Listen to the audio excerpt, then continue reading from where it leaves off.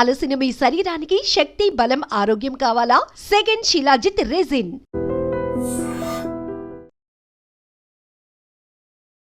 నుదుటిన సింధూరం దిద్దిన కట్టుకున్న భర్తని ప్రియుడితో కలిసి అత్యంత దారుణంగా హత్య చేయించిన రాక్షసి సోనం. మేఘాలయ షిల్లాంగ్లో హనీమూన్కి వెళ్ళినటువంటి ఈ జంట కేసులో చాలా బిగ్ ట్విస్ట్.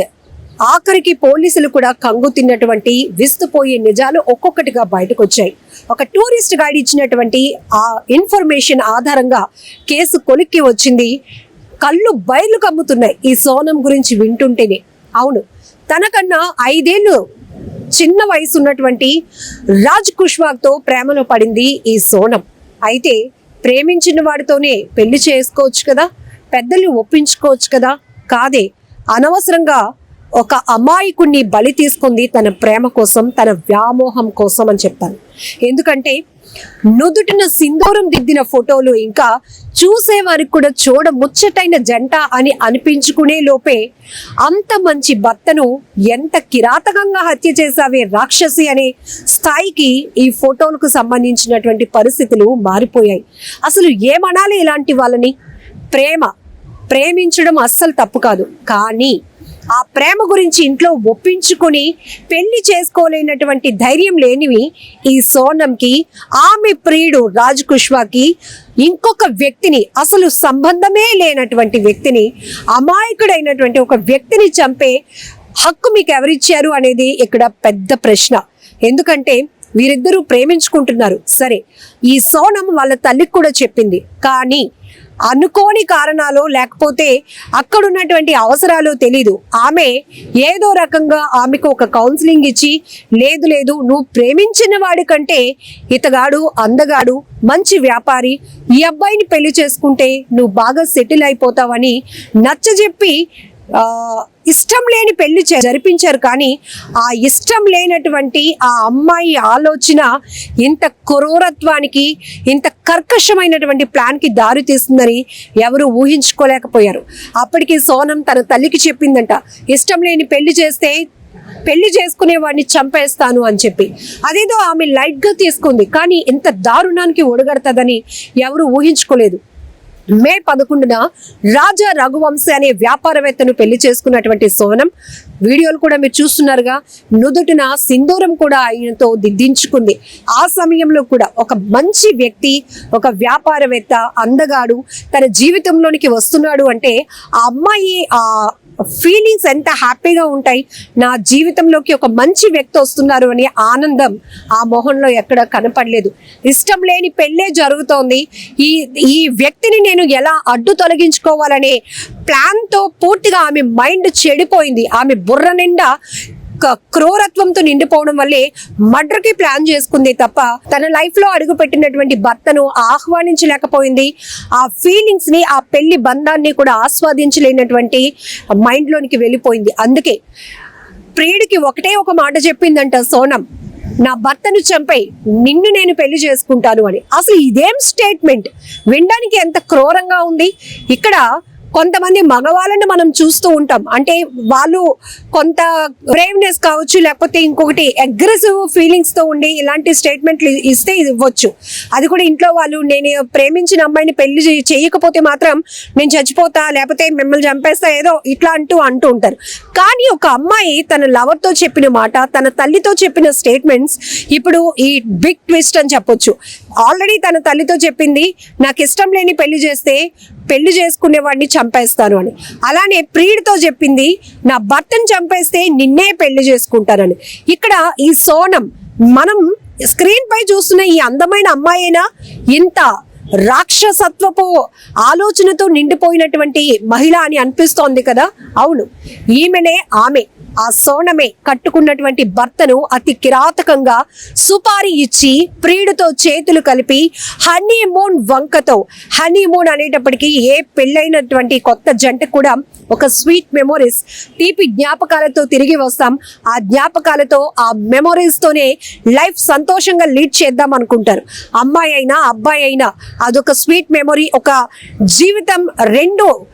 ఇద్దరు మనుషులు రెండు హృదయాలు, రెండు మనసులు ఒక్కటిగా కలవటానికి అదొక వేదిక, అదొక ఆనందకరమైనటువంటి మూమెంట్. అలాంటిదే మర్డర్కి ప్లాన్ చేయడానికి హనీమూన్ ప్లాన్ వేసి హనీమూన్కి తీసుకెళ్ళింది. షిల్లాంగ్కి వెళ్ళిన తర్వాత అక్కడ ఒక బైక్ని రెంట్కి తీసుకున్నారు. అందమైన ప్రదేశంలో ఫోటోషూట్ చేసుకోవచ్చు, అక్కడ ఏకాంతంగా చక్కగా ఎంజాయ్ చేసి వద్దాం అనుకున్నారు. పాపం ఆ రాజా రఘువంశీ కూడా ఇంత అందమైన భార్య ఇంత చక్కగా నాతో ఉంటుంది, ఇక్కడ నా లైఫ్ సెటిల్ అయినట్టే, ఆల్రెడీ వ్యాపారవేత్తగా ఆర్థికంగా సెటిల్ అయిన తను ఒక మంచి అమ్మాయి తన లైఫ్లోకి వచ్చింది కాబట్టి ఇక వైవాహిక జీవితం కూడా తిరుగు లేకుండా చక్కగా వెళ్ళిపోతుంది అనుకున్నాడు. అదొక అమాయకత్వం. అంతేకాని తనతో ఈమె నటిస్తోంది, ఆమె నటన అంతా కూడా తననే హతమార్చడానికి ప్లాన్ చేస్తోంది అని తెలుసుకోలేనటువంటి అమాయకత్వంలో ఒక మనిషి బలైపోయాడు. రాజా రఘువంశీ గురించి తెలిసిన వెంటనే ప్రతి ఒక్కరూ నిజంగా అసలు పెళ్లి అంటేనే భయమేస్తోంది అంటున్నారు. ఇప్పటికే ఈ ట్విస్టుల మీద ట్విస్టులు బయటపడుతూ ఉన్నాయి. ఈ మేఘాలయ షిల్లాంగ్ లో జరిగినటువంటి ఈ హనీమూన్ కపుల్ కి సంబంధించినటువంటి కేసు మొదట అక్కడ మే 11 వీళ్ళకి పెళ్ళి అయితే తర్వాత వీళ్ళు హనీమూన్ ప్లాన్ చేయడం, మే 22వ తేదీన అక్కడ ఒక లివింగ్ రూమ్ లో స్టే చేయటం, మార్నింగ్ నిర్మానుష్య ప్రాంతంలో ఆహ్లాదకరమైన వాతావరణంలో ఎంజాయ్ చేసి వద్దామని చెప్పి వెళ్ళటం, అక్కడ అనుకోకుండా మరొక ముగ్గురు ఎంటర్ అయ్యారు. ఆ ముగ్గురుతో కూడా తెలియలేనట్టు నటించింది ఈమె నటనకి ఇంక ఏం పేర్లు పెట్టాలో ఎలాంటి అవార్డులు ఇవ్వాలో కూడా తెలియదు. ఎందుకంటే అప్పటికే సుపారీ ఇచ్చినటువంటి ఈమె వాళ్ళతోనే ప్లాన్ చేయించి అక్కడ ఒక లోయలో అత్యంత దారుణంగా ఇతని హతమార్చి అక్కడ పడేసి ఆ శవాన్ని, ఆ తర్వాత ఈమె అదృశ్యం అయిపోయి ఎవరో వీళ్ళిద్దరిని కిడ్నాప్ చేశారు. అదృశ్యం వెనకాతల ఏదో మిస్టీరియస్ ఇన్ఫర్మేషన్ ఉంది, ఏదో జరిగింది అనే ఒక డైవర్షన్ కి కూడా ఈమె ఎన్ని కుట్రలు, ఎన్ని పన్నాగాలు, ఎన్ని ప్లాన్లు వేసిందో మొత్తం పోలీసుల ఇన్వెస్టిగేషన్ లో ఈ కేసుకు సంబంధించి ఒక్కొక్క డాట్ ని కలుపుకుంటూ వస్తే ఆఖరికి ఆ భర్తను కడతీర్చింది ఈ భార్యే, అది ఈ సోనమే అని తెలిసిన తర్వాత ఒక్కసారిగా కంగు తిన్నారు అందరూ. ఎందుకంటే అప్పటి వరకు కూడా ఈ కేసు ఒక ఆసక్తికరంగా మారింది. ఒక అంటే ఊహించలేదు. ఎవరో కొద్దిమంది బాగా ఇలాంటి నేర ఘటనలు చూసిన వాళ్ళు, కొంత ఇంటెలిజెంట్ ఉన్న వాళ్ళు, ఇలాంటి వాళ్ళు భర్త అక్కడ శవం అయ్యాడు, భార్య కనిపించలేదంటే ఇదేదో స్కెచ్ అని కొంతమంది, అది కూడా ఒక 10 to 15 మెంబర్స్ 15% వరకు ఊహించి ఉండొచ్చు. మిగతా వాళ్ళంతా అయ్యో కొత్తగా పెళ్ళైన నవ దంపతులు వాళ్ళు హనీమూన్ కి వెళ్ళారు, భర్త చూస్తే అక్కడ అత్యంత క్రూరంగా హత్య చేశారు, ఆమె ఏమో అదృశ్యమైంది, ఏమై ఉంటుంది, ఆమెను రక్షించండి, ఆమెను కాపాడండి, అసలు ఎవరు ఎత్తుకుపోయారు వీళ్ళని అని ఎంతో సున్నితత్వమైనటువంటి కామెంట్లు కావచ్చు, డిమాండ్ కూడా వ్యక్తమైంది. ఆఖరికి కుటుంబ సభ్యులు కూడా ఎవరో మనుషుల్ని అక్రమ రవాణా చేసే వాళ్ళు మా సిస్టర్ ని ఎత్తుకుపోయి ఉంటారు అనేటటువంటి వాయిస్ ని కూడా రైజ్ చేశారు. ఇవన్నీ ఒక ఎత్తు అయితే ఈమె మర్డర్ స్కెచ్ ను మాత్రం ఎవ్వరూ కనిపెట్టలేకపోయారు కదా. ఆఖరికి ఈమె నటన, ఈమె మర్డర్ ప్లాన్, ఈమె సుపారీ ఇచ్చిన విధానం, పెళ్లికి ముందే ఇంకా ఎవరు నా లైఫ్ లోకి వచ్చినా నేను ప్రేమిస్తున్నటువంటి నాకన్నా 5 సంవత్సరాలు వయసు తక్కువ ఉన్నటువంటి ఈ రాజా కుష్వాగ్ తప్ప నా జీవితంలోకి ఎవరు రాకూడదని ఎంత కఠినమైన డెసిషన్ తీసుకుందో, నిర్ణయం తీసుకుందో, అదే కర్కశత్వంతో, అదే క్రూరత్వంతో తన జీవితంలో అడుగు పెట్టినటువంటి ఒక మంచి వ్యక్తిని బలి తీసుకుంది. ఆఖరికి ఈమె జీవితం బాగుపడిందా? లేదు. ఆఖరికి ప్రియుడితో కలిసి ఉండబోతోందా? లేదు. కట్టుకున్న భర్త ఒక మంచి వ్యక్తి లైఫ్ లోకి వస్తే అతన్ని ఆస్వాదించగలిగిందా, ఆహ్వానించగలిగిందా? లేదు. ఎందుకు?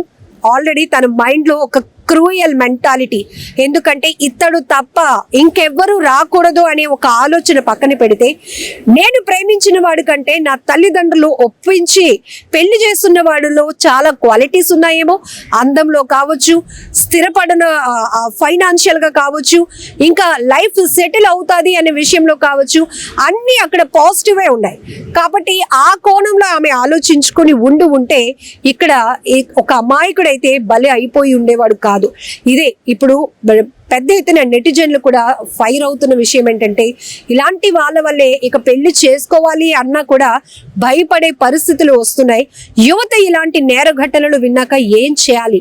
అసలు జీవితంలోకి వచ్చే అమ్మాయి అందంగా ఉందా, అనుకువగా ఉందా, అమ్మా నాన్న మాట వింటుందా, నన్ను బాగా చూసుకుంటుందా అని ఆలోచించే స్థాయి నుంచి ఈ అమ్మాయిలో క్రూరమైన ఆలోచనలు ఏమైనా ఉన్నాయా, ఇంతకుముందు ఇంకేదైనా ముందు ప్రేమలు అలాంటివి ఉన్నాయా అని ఎంక్వైరీ చేసి పెళ్లి చేసుకునే స్థాయికి ఈ ప్రేమ పెళ్లి వ్యవస్థలు దిగజారిపోవటానికి ఇలాంటి వాళ్ళే కారణం అవుతున్నారు అనే అభిప్రాయాలు కూడా అదే స్థాయిలో సోషల్ మీడియా వేదికగా వ్యక్తమవుతూ ఉన్నాయి. సోనం కేసు విన్న తర్వాత, సోనం కథ విన్న తర్వాత, సోనం క్రూరమైన మెంటాలిటీ విన్న తర్వాత, అలాగే రాజా రఘువంశీ అనే ఒక అమాయకమైన భర్త ప్రాణాలు పోగొట్టుకున్న ఈ ఘటనకు సంబంధించి మీరేమంటారో కూడా కామెంట్ బాక్స్ లో మెన్షన్ చేయండి. ఇక్కడ అత్యంత దారుణమైన మెంటాలిటీ సోనందైతే, అంతకన్నా దారుణమైన మెంటాలిటీ రాజ్ కుష్వాగ్. ఇడు ప్రేమికుడు అంటారా? అతన్న ప్రేమను గెలిపించుకోవడానికి, ప్రేమిస్తున్న అమ్మాయిని పెళ్లి చేసుకోవడానికి ఇంకొకరిని ఎవరినో హత్య చేస్తే నేను నీ లైఫ్ లోకి వస్తాను, నీతోనే ఉంటాను అంటే ఆ స్టేట్మెంట్ ని ఇతగాడు ఎలా యాక్సెప్ట్ చేశాడు?